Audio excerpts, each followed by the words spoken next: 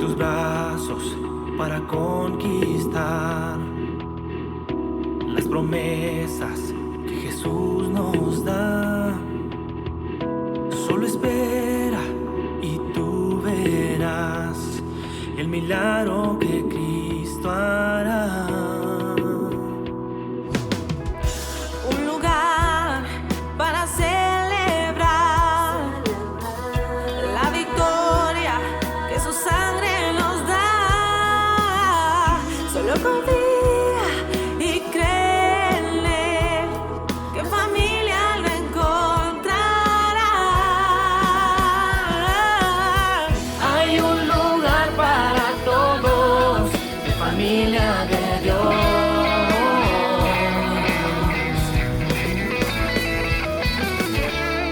En familia de Dios.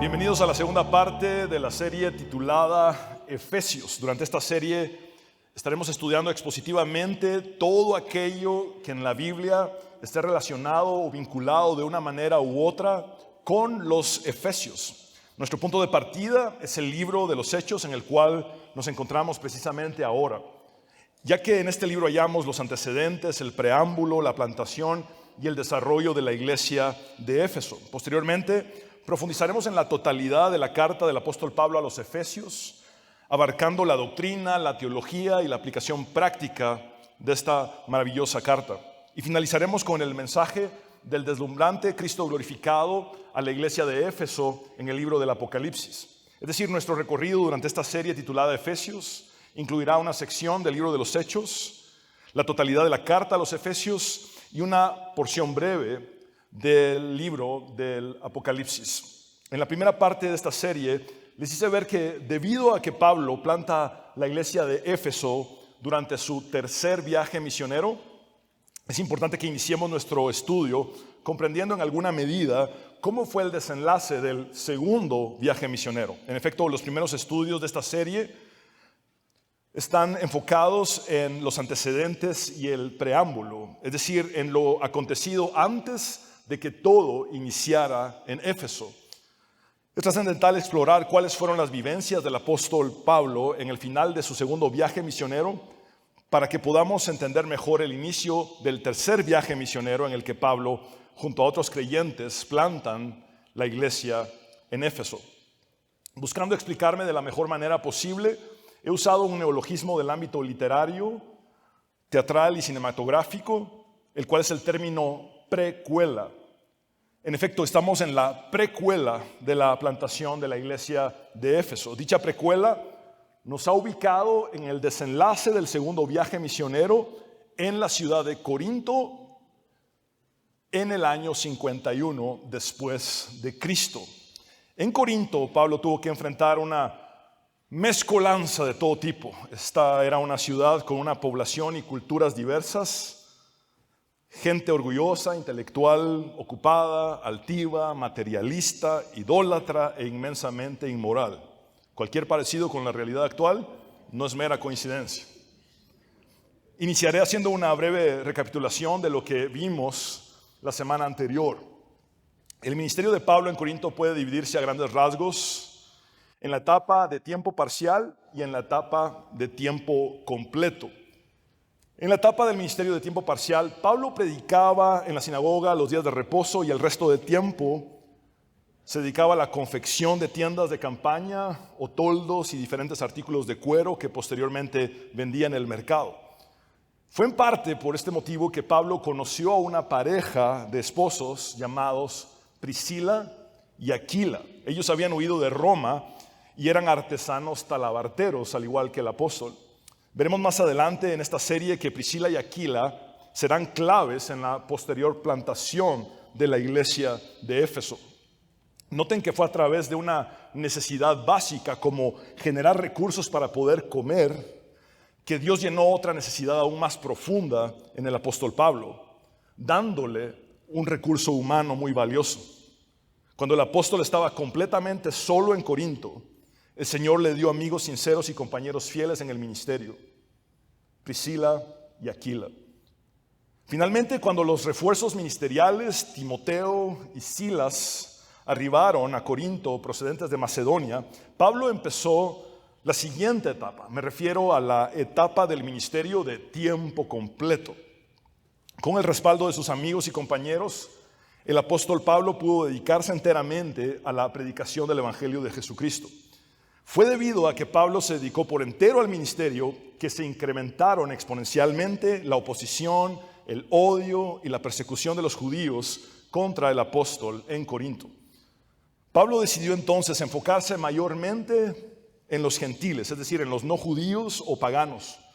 Cuando Pablo ya no tuvo más acceso a la sinagoga, Dios le proveyó un lugar estratégico para que se convirtiera en su base de operaciones. Dicho lugar era la casa de un gentil llamado Ticio Justo y se encontraba ubicado precisamente a la vecindad de la sinagoga judía. Finalmente aconteció algo grandioso y dramático a la vez. Crispo, el principal de la sinagoga judía, creyó en el Señor Jesucristo y se bautizó. La conversión del líder de la sinagoga provocó más antagonismo, aumentó las represalias e intensificó aún más el ataque contra Pablo. Para Pablo las cosas habían sido complicadas y cuesta arriba de principio a fin. Desde su conversión hasta este punto en Corinto, él había enfrentado 17 años ininterrumpidos de adversidades sin tregua. Pablo, desgastado y agotado, tocó el fondo del desánimo, de la debilidad y llegó hasta temblar de miedo. Pablo mismo describe en su primera carta a los Corintios cuál era su estado de ánimo cuando estuvo entre ellos. Mostrándose completamente vulnerable, les dice: es más, me presenté ante ustedes con tanta debilidad que temblaba de miedo. Pablo estaba soportando una tremenda presión y había sucumbido ante el miedo intenso que sentía. Como experseguidor de la iglesia, él sabía perfectamente cómo pensaban sus perseguidores. Al parecer, Pablo había decidido que lo mejor era esconderse y callarse. Probablemente hasta llegó a pensar en huir de Corinto. Fue en medio de esta devastadora crisis que Jesús se apareció a Pablo en una visión nocturna y le dijo lo siguiente: no tengas miedo, sigue hablando y no te calles, pues estoy contigo. Aunque te ataquen, no voy a dejar que nadie te haga daño, porque tengo mucha gente en esta ciudad. Esto significa que muchas personas más debían ser salvas en Corinto. Ciertamente la visión en la que Jesús fortaleció a Pablo llegó en el tiempo perfecto, porque la oposición de los judíos seguía aumentando en intensidad. En efecto, es en este punto que la oposición de los judíos escala de la esfera religiosa a la esfera política. El título de este mensaje es Una dificultad con propósito. Una dificultad con propósito. Leamos nuestro texto base en Hechos capítulo 18, versículos del 12 al 17, en el nombre del Padre, del Hijo y del Espíritu Santo. Mientras Galión era gobernador de Acaya, los judíos aún atacaron a Pablo y lo condujeron al tribunal. Este hombre, denunciaron ellos, anda persuadiendo a la gente a adorar a Dios de una manera que va en contra de nuestra ley. Pablo ya iba a hablar cuando Galión les dijo: si ustedes los judíos estuvieran entablando una demanda sobre algún delito o algún crimen grave, sería razonable que los escuchara. Pero como se trata de cuestiones de palabras, de nombres y de su propia ley, arréglense entre ustedes. No quiero ser juez de tales cosas. Así que mandó que los expulsaran del tribunal. Entonces se abalanzaron todos sobre Sóstenes, el jefe de la sinagoga, y lo golpearon delante del tribunal. Pero Galión no le dio ninguna importancia al asunto. Este es el punto número 1. Pablo es llevado al tribunal. Leamos nuevamente el versículo 12. Mientras Galión era gobernador de Acaya, los judíos a una atacaron a Pablo y lo condujeron al tribunal. Los judíos, pensando que podrían manipular con mayor facilidad a un nuevo gobernante romano, se levantaron a una contra Pablo y lo arrastraron ante el procónsul Galión. Galión había comenzado recientemente su gobierno en el distrito romano de Acaya, del cual Corinto era la capital. Lucas relata que Pablo fue llevado a la fuerza por la comunidad judía hasta el tribunal. El término griego para tribunal es bema. Este bema o tribunal era una plataforma grande y elevada que se encontraba en el ágora, es decir, en la plaza pública de la ciudad. Precisamente frente a la residencia del procónsul, y servía de foro donde la máxima autoridad romana de la región juzgaba los casos públicamente. El bema o la plataforma del tribunal de la antigua ciudad de Corinto podemos apreciarlo en las siguientes fotografías. En la primera fotografía podemos ver el bema a la distancia.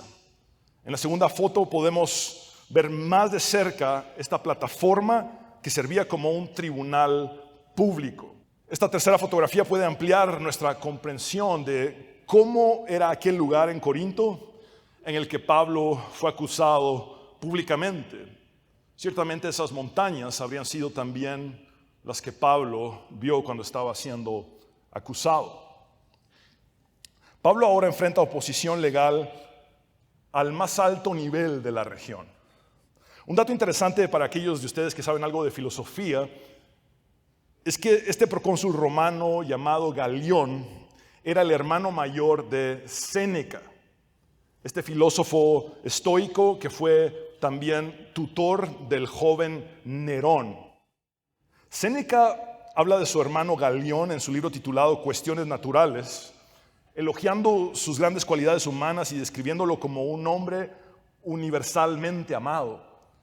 Históricamente sabemos que Galión fue procónsul en la región de Acaya entre el año 51 y 52 después de Cristo, lo cual nos permite fechar con mucha facilidad este suceso relatado en la Biblia. Este personaje Galión llegó a ser muy popular y querido entre los políticos romanos y la gente de Acaya, pero su gobierno terminaría pronto debido a una enfermedad que padeció. Entonces el panorama es el siguiente. Toda la comunidad judía de Corinto se ha unido contra Pablo y lo ha arrastrado por la fuerza hasta el bema o tribunal ubicado en el ágora o plaza pública de Corinto, la capital del distrito romano de Acaya, donde la máxima autoridad de la región era el procónsul Galión. Los judíos estaban determinados a acabar con Pablo y con el cristianismo, ya que en lugar de llevarlo a juicio a un gobernante de la ciudad que afectaría solo el área de Corinto, es decir, de la ciudad, toman la pretenciosa decisión de llevarlo ante el gobernador romano, lo cual tendría repercusiones inmediatas para toda la provincia de Acaya e incluso los lugares aledaños. Acaya era una provincia senatorial. Esto significa que Galión había sido designado como procónsul por el mismo Senado romano. Los judíos buscaban un fallo legal que detuviera no solamente a Pablo, sino también al cristianismo en toda la región y por extensión en todo el imperio romano. A continuación, veamos cuál es la acusación. Ese es el punto número 2, la acusación. Leamos el versículo 13. Este hombre, Pablo, denunciaron ellos, los judíos, anda persuadiendo a la gente a adorar a Dios de una manera que va en contra de nuestra ley. De acuerdo al contexto, Pablo se encuentra oficialmente en un juicio delante del Estado romano. Esto es algo muy serio. Es conmovedor percatarse de que los cargos presentados contra Pablo aquí son similares a los cargos que fueron presentados varios años atrás contra el protomártir, es decir, contra el primer mártir, el diácono Esteban. Precisamente cuando Pablo, como Saulo de Tarso, estuvo involucrado en aquel suceso. Leamos el relato de Hechos capítulo 6, versículos 13 y 14, que nos dice lo acontecido con Esteban. Presentaron testigos falsos que declararon: este hombre no deja de hablar contra este lugar santo y contra la ley. Le hemos oído decir que ese Jesús de Nazaret destruirá este lugar y cambiará las tradiciones que nos dejó Moisés.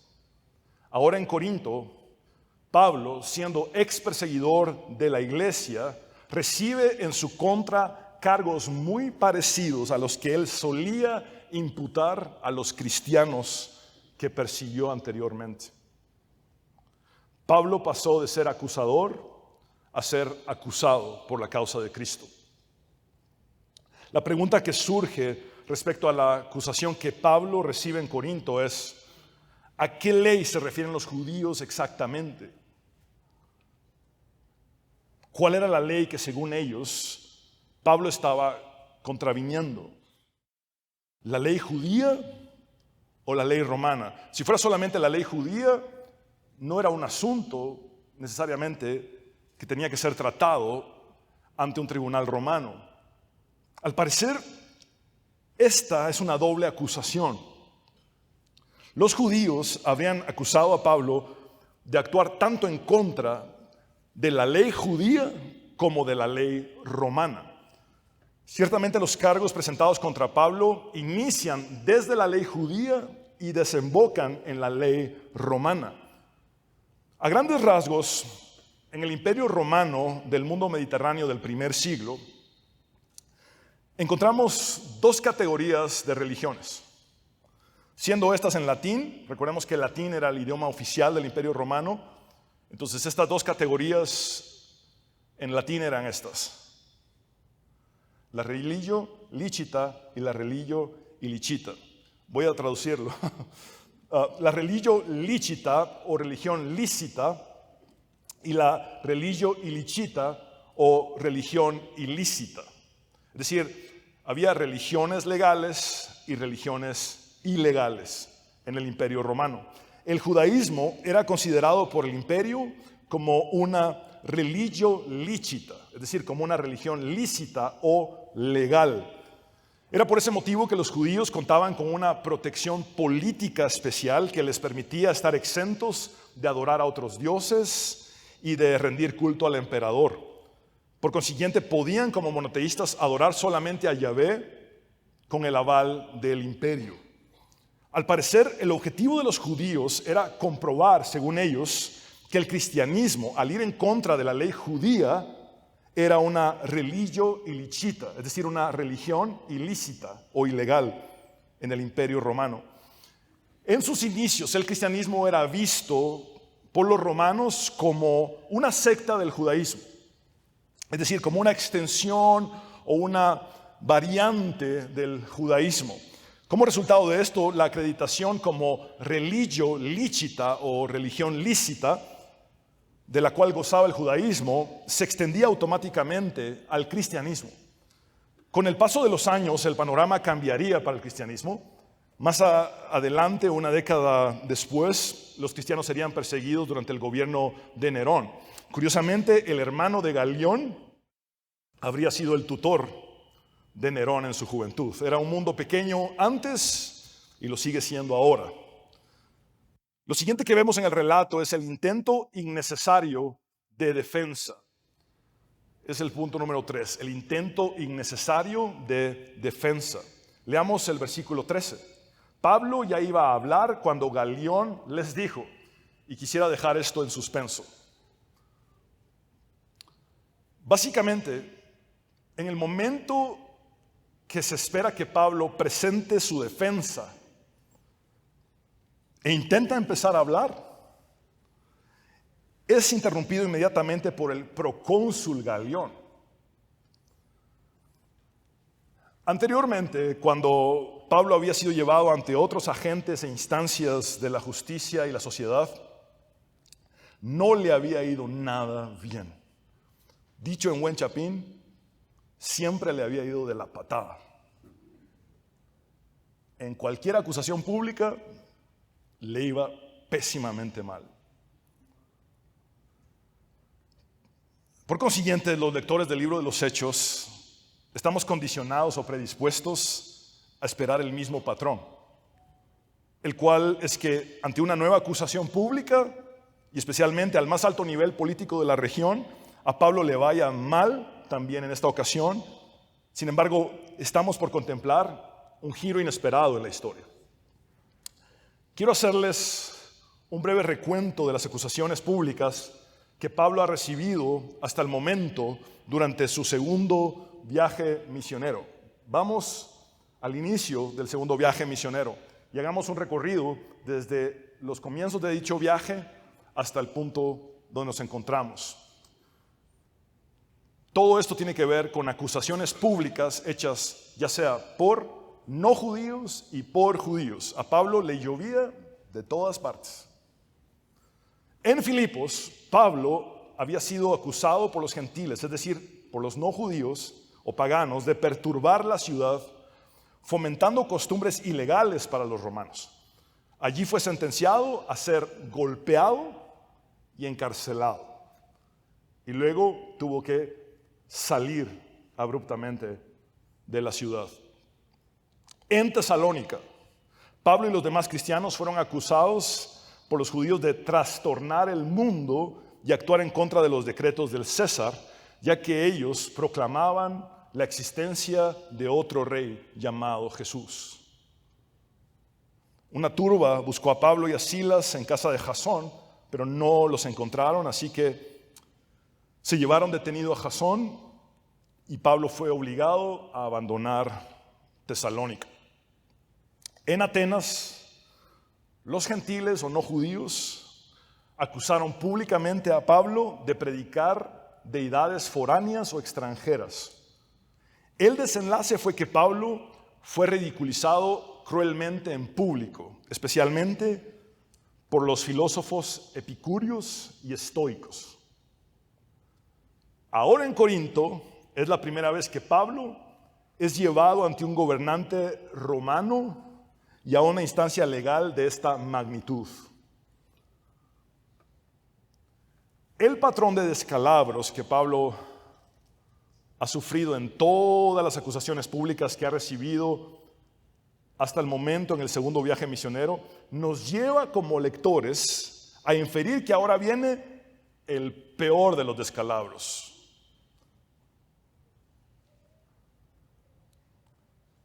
Que ahora viene el descalabro legal y político más grande para Pablo.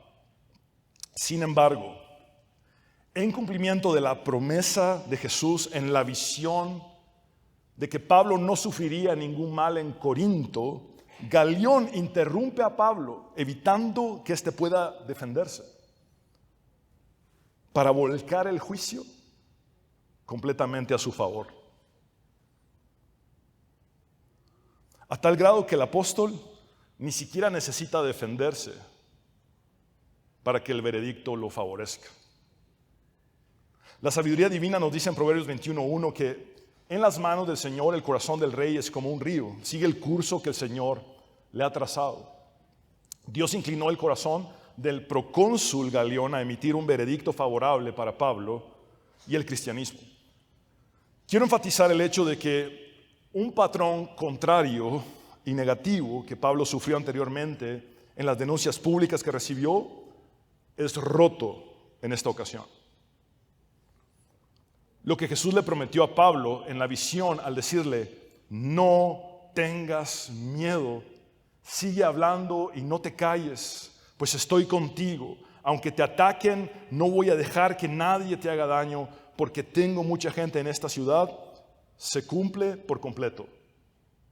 Insisto en esto, observen que Pablo ni siquiera necesitó defenderse ante la máxima autoridad romana de la región. Las palabras de Jesús rompen un patrón negativo predecible. Las palabras de Jesús rompen un patrón negativo predecible. Esto es bien importante entenderlo, porque quisiera aplicar esto a ti personalmente y preguntarte, ¿cuál es el patrón negativo predecible en tu vida que no has podido romper en tus propias fuerzas? ¿Es acaso un patrón de malas rachas financieras, laborales, empresariales, relacionales, matrimoniales, familiares o ministeriales, entre otras. ¿Estás acaso ya predispuesto a que te vuelva a ir mal? O como diríamos en buen chapín, ¿estás predispuesto a que te vuelva a ir de la patada? Porque así ha sido constantemente y parece ser un patrón en esa área específica. ¿O estás acaso en un patrón de conducta pecaminosa del que no logras salir? ¿Estás cometiendo los mismos pecados recurrentemente? ¿Estás acaso predispuesto a volver a fallar y volver a caer en la misma debilidad una y otra vez? Las palabras de Jesús rompen patrones negativos y destructivos en nosotros. Pedro lo reconoció de esta manera: Señor, ¿a quién iremos si solo tú tienes palabras de vida eterna? El hecho de que algo haya tenido un patrón negativo constante en tu vida no significa que tenga que seguir siendo así. La palabra de Jesús, el mensaje de Jesús, sus palabras son suficientes para romper esos patrones de vida y darnos un giro inesperado en nuestra propia historia. Escucha a Jesús hoy y ruégale que rompa ese patrón negativo o destructivo en tu propia vida. Punto número 4, el fallo legal. Leamos ahora cuál fue el veredicto de Galión. Galión les dijo: si ustedes los judíos estuvieran entablando una demanda sobre algún delito o algún crimen grave, sería razonable que los escuchara, así como Pilato lo hizo con Jesús. Galión afirma que Pablo no ha hecho nada malo. Y continúa diciendo: pero como se trata de cuestiones de palabras, de nombres y de su propia ley, arréglense entre ustedes, no quiero ser juez de tales cosas. Galión evidencia que en realidad la cuestión legal era un mero asunto religioso. Por lo tanto, él no quería actuar como un juez en ese tipo de cosas. Las cuestiones de palabras y nombres, sabemos que en el Evangelio de Lucas son las palabras de Jesús y el nombre de Jesús, a quien los judíos se oponían rotundamente. La cuestión de si Jesús era el Mesías era una disputa sobre cómo interpretar las palabras, los nombres y la ley judía en las Escrituras. Galión resuelve que el cristianismo no constituye una violación a la ley romana. Ahora bien, el panorama podría haber sido muy distinto, muy diferente. Y esto es importante entenderlo, porque la soberanía de Dios está aquí en primer plano y no podemos pasar esto por alto. Si Galión hubiera accedido a la acusación de los judíos contra Pablo, debido a la cercanía de este gobernador de una provincia senatorial con el Senado romano, el cristianismo se habría convertido en una religio illicita, es decir, en una religión ilícita o ilegal muy fácilmente. Sin embargo, Dios no lo permitió, porque aún debía ser plantada la iglesia de Éfeso, la cual sería una de las iglesias más importantes en el primer siglo, desde la cual saldrían varias ramificaciones de otras iglesias que serían establecidas a lo largo del Asia Menor. En otras palabras, la futura plantación de la iglesia de Éfeso sería potencialmente el punto de partida para el nacimiento de varias iglesias más en la región.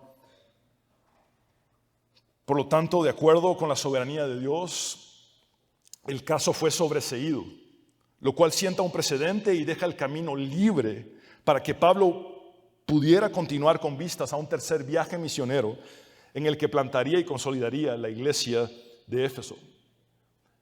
Este veredicto pone las bases legales para que Pablo pueda en un futuro cercano plantar la iglesia en Éfeso.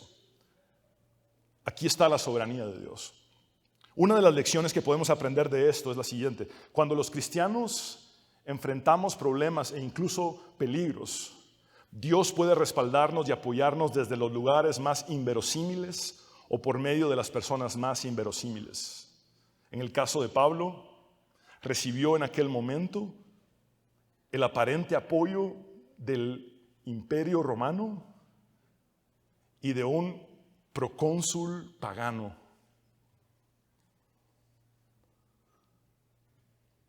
La protección de Dios para Pablo se haría aún más evidente. Leamos el versículo 16. Así que Galión mandó que los expulsaran del tribunal. El procónsul mandó a sus guardias para que sacaran por la fuerza a los acusadores de Pablo de su presencia. Una vez más, la mano soberana de Dios preservó la vida y la integridad de Pablo. Insisto en esto, la promesa de Jesús de preservar la vida de Pablo en Corinto, en aquella visión nocturna, se cumplió incluso al nivel más alto de la esfera legal y política de la región. En el desenlace de esta historia encontramos la golpiza a Sóstenes. Este es el punto número 5 y final. Lucas relata en el versículo 17, entonces se abalanzaron todos sobre Sóstenes, el jefe de la sinagoga, y lo golpearon delante del tribunal, es decir, delante del bema, de esa plataforma que vimos en las fotos, en la plaza pública. Pero Galión no le dio ninguna importancia al asunto. No queda claro a quiénes se refiere Lucas con la palabra todos. ¿Quiénes fueron esos todos que se abalanzaron sobre el líder principal de la sinagoga judía llamado Sóstenes y lo golpearon? Recordemos que el anterior líder principal de la sinagoga, Crispo, se convirtió al cristianismo y se bautizó. Por consiguiente, Sóstenes era su reemplazo. Pero entonces, ¿quiénes golpearon a Sóstenes? ¿Serían los judíos los que se molestaron contra su líder al punto de propinarle una golpiza por la mala manera en la que manejó el caso legal ante el procónsul? ¿Y Pablo se salió con la suya? ¿Serían los griegos gentiles que encontraron una oportunidad para desahogar su antisemitismo rezagado impunemente? Por cierto, para el procónsul Galión era totalmente irrelevante que golpearan al líder de la sinagoga judía. Por lo tanto, no le dio importancia al asunto y dejó que el hecho violento se perpetrara sin interrupciones. Que lo golpeen hasta que termine. Lucas no es claro en cuanto a quiénes golpearon a Sóstenes. De hecho, es un pendiente que tengo al llegar al cielo. Lo voy a buscar. Lucas, ¿a quién te referías con ese todos? Me pusiste en problemas cuando prediqué ese texto.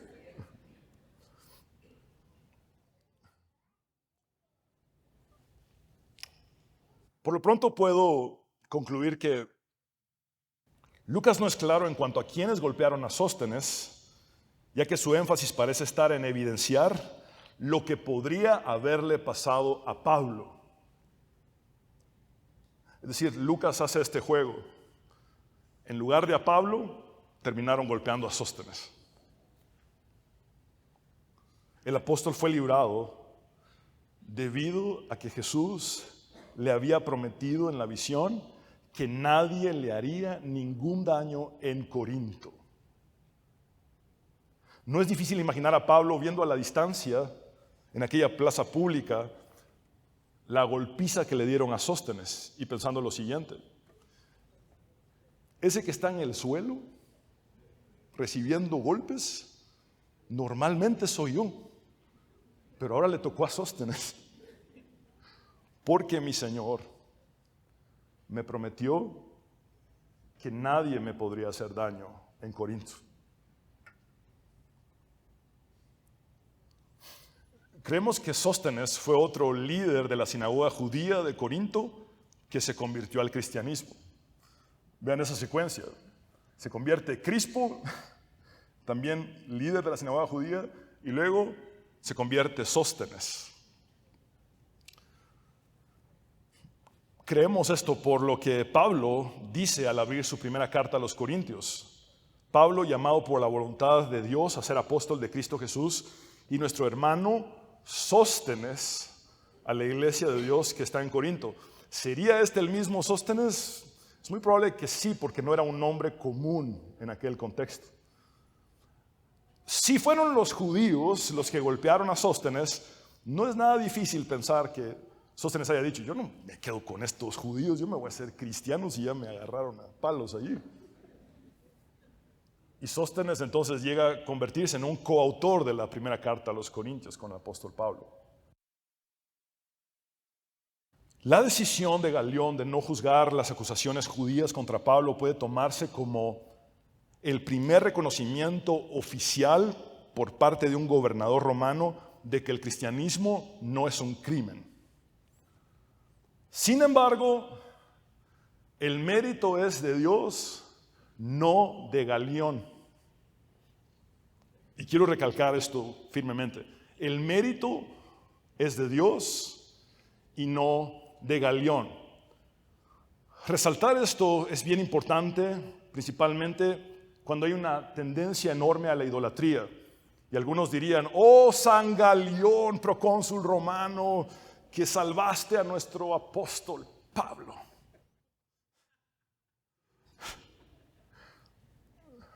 Por cierto, en la actualidad, muchos evangélicos servilistas al poder político de turno actúan algo así.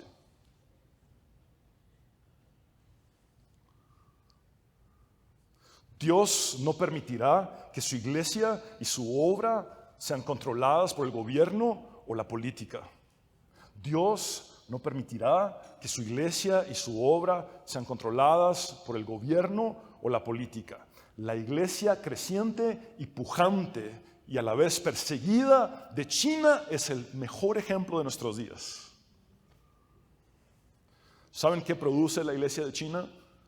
Verdaderos convertidos al cristianismo, que en la persecución hacen todo para ser parte de la iglesia.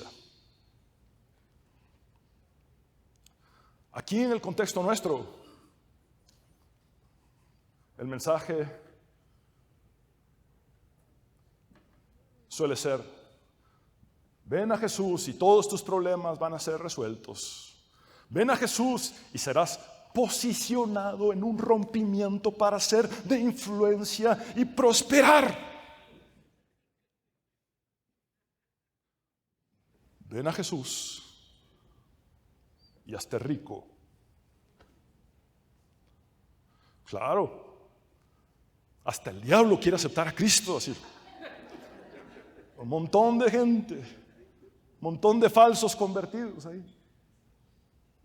Pero en China es: ven a Jesús y sé perseguido con nosotros. Esos son verdaderos convertidos. Por eso necesitamos predicar el verdadero evangelio de Cristo en nuestro contexto también. Necesitamos volver a la pureza del texto bíblico, a la palabra de Dios.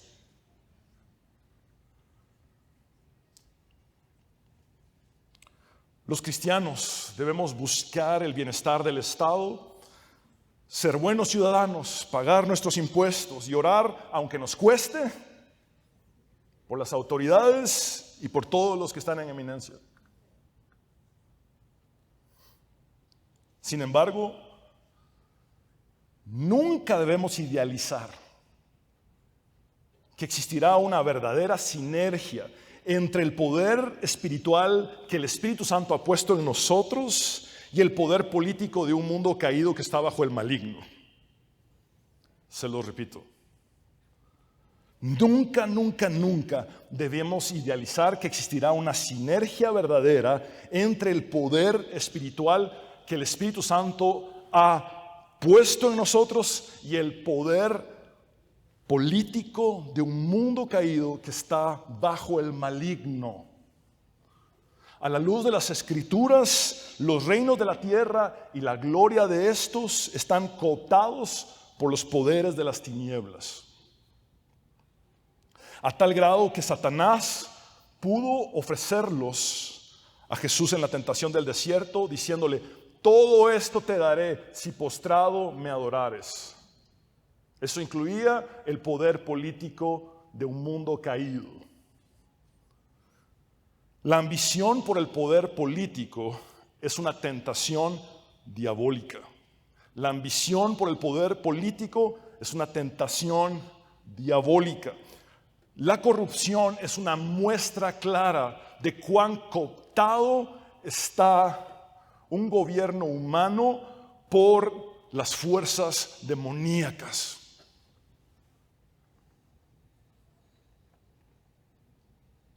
Solamente existe un verdadero rey. Su nombre es Jesús. Este rey nos dijo que su reino no es de este mundo. Cuando nos enseñó a orar, nos dijo que dijéramos lo siguiente: venga tu reino y hágase tu voluntad. Este rey nos ha dicho también que es su presencia con nosotros la que nos brinda protección, seguridad y provisión, no el poder político humano. Jesús dijo en el Sermón del Monte que buscáramos primeramente su reino y su justicia, y que veríamos cómo las demás cosas nos serían añadidas. Nuestra esperanza radica en mirar al Dios inmutable, es decir, al Dios que no cambia, al que es el mismo de ayer y hoy y por los siglos. Nuestra esperanza no puede estar en la fluctuante, cambiante e inestable, perversa y corrupta política humana, lo cual es totalmente bíblico.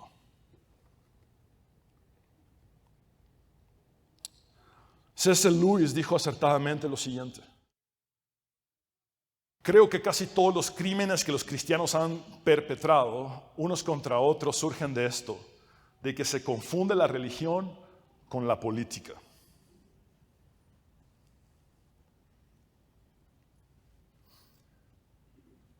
En este pasaje que hemos estudiado en las últimas 2 semanas, vemos que cuando Pablo se encontraba solo y descorazonado, Dios le proveyó amigos verdaderos que se convertirían en sus fieles compañeros de ministerio. Me refiero a Priscila y Aquila. Hoy podemos orar por amigos verdaderos, compañeros fieles en el ministerio. Estoy seguro que Dios los tiene para cada uno de nosotros. Algunos ya lo son y otros lo serán. Estoy seguro que Dios tiene personas conforme a su corazón para que sean tus amigos y compañeros de ministerio. Cuando a Pablo le cerraron las puertas de la sinagoga judía, Dios abrió las puertas de una casa a la vecindad, una casa contigua que era de un gentil, de un no judío, dándole un lugar estratégico como su base de operaciones. Cuando una puerta es cerrada, Dios abre otra.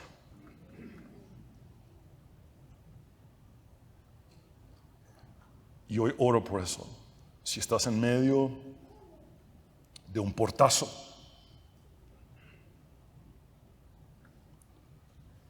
le pido a Dios que pronto abra una puerta conforme a su voluntad. Cuando a Pablo lo invadió el miedo al punto de temblar físicamente y estaba tan debilitado que se había dado por vencido, Jesús mismo le habló en una visión para animarlo, fortalecerlo y confortarlo. Jesús sigue hablando sus palabras son eternas, siguen vigentes. Él sigue diciéndote, no temas, sigue adelante, yo estoy contigo. Cuando Pablo fue llevado por la comunidad judía ante el procónsul romano con la finalidad de que el cristianismo fuera criminalizado, Dios tornó las cosas para sentar un precedente que le permitiera a Pablo ver con esperanza la posibilidad de emprender un tercer viaje misionero en el cual plantaría la iglesia de Éfeso. Dios puede romper patrones negativos predecibles. Dios puede romper patrones negativos predecibles. Dios puede cambiar tu historia. Él puede marcar un antes y un después. Él puede hacer una diferencia en lo que se esperaría que volviera a pasar y hacer que suceda algo totalmente distinto a tu favor. Sean cuales sean las rachas negativas que has experimentado por años, hoy pon tu mirada en el Dios que rompe esos patrones con su palabra, que es viva y eficaz. Quiero concluir con una frase de Warren Wiersbe, quien dice acertadamente que las pruebas de la vida no son fáciles, pero en la voluntad de Dios cada una tiene un propósito. Las pruebas de la vida no son fáciles, pero en la voluntad de Dios cada una tiene un propósito. Las pruebas no vienen solas, vienen acompañadas del propósito de Dios cuando estamos buscando hacer su voluntad. Cuando nuestro objetivo es estar en el centro de su voluntad, podemos saber que las pruebas siempre van acompañadas del propósito de Dios para nosotros. Hoy necesitas recordar que Dios nunca actúa sin propósito y que sus propósitos nunca fallan.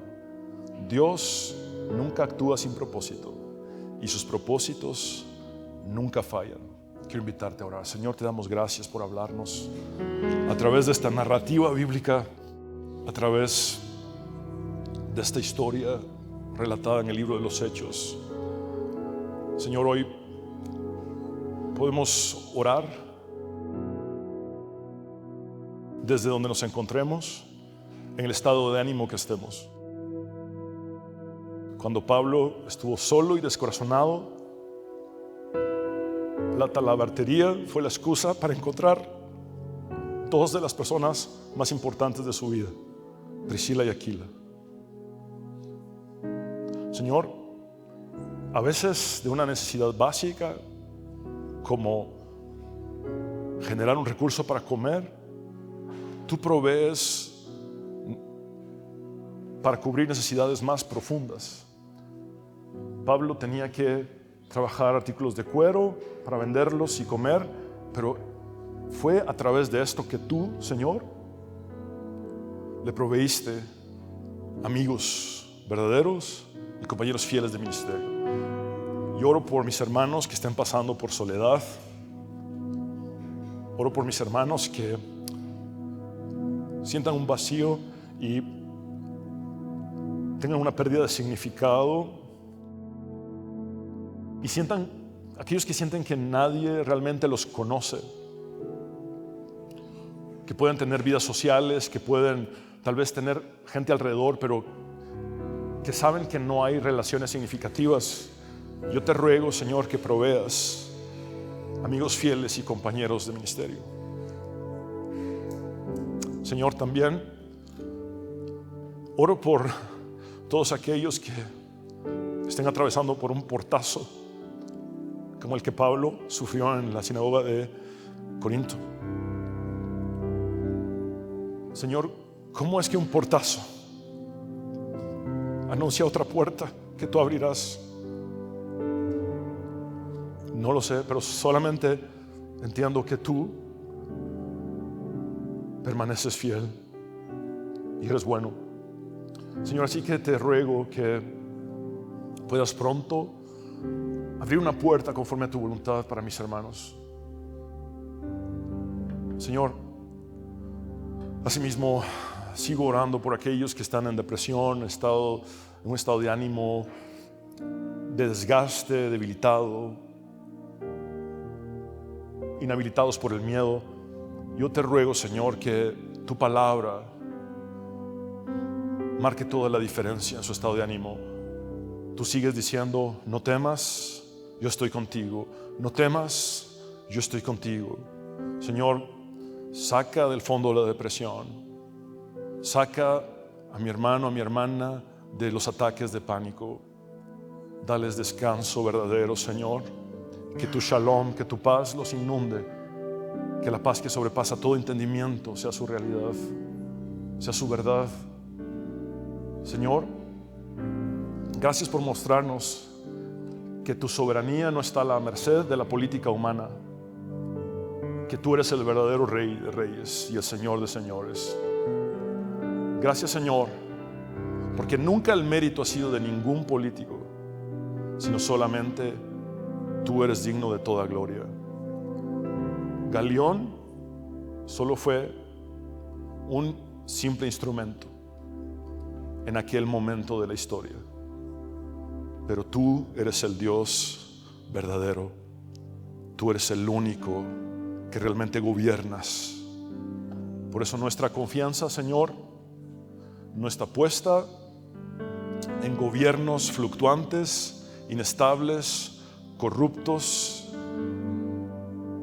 sino que nuestra confianza y nuestra esperanza están puestas solamente en ti, Rey de reyes y Señor de señores.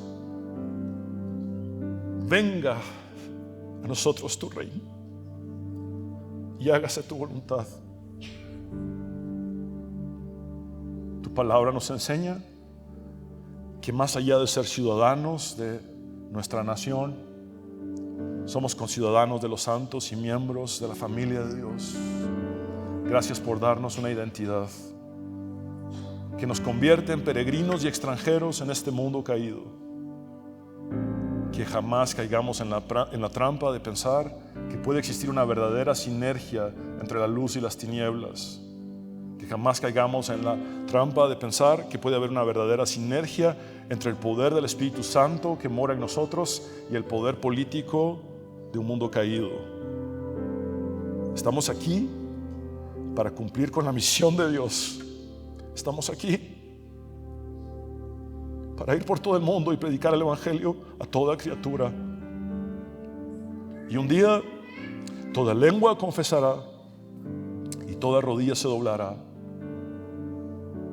Y lo que dirá el mundo entero al unísono es que tú eres Señor para la gloria de Dios Padre. Gracias, Padre, Hijo y Espíritu Santo. Quiero hablar contigo, mi mujer, que necesitas entregar tu vida a Jesús. Haz esta oración de fe conmigo y habla con Dios como nunca antes lo has hecho. Dile: Señor Jesús, reconozco que soy pecador, pero también sé que tú moriste en la cruz para perdonar mis pecados y que resucitaste al tercer día para darme la victoria y la vida eterna. Sálvame, Jesús. Me entrego a ti, me rindo a ti con todo mi corazón. Transfórmame. Quiero ser un instrumento en tus manos. En tu nombre, Jesús, el único nombre bajo el cielo dado a los hombres en el cual podemos ser salvos, hemos orado. Amén y amén. Abre tus brazos para conquistar las promesas que Jesús nos da. Solo espera y tú verás el milagro que Cristo hará. Un lugar para celebrar la victoria que su sangre nos da. Solo confía y cree en Él, que familia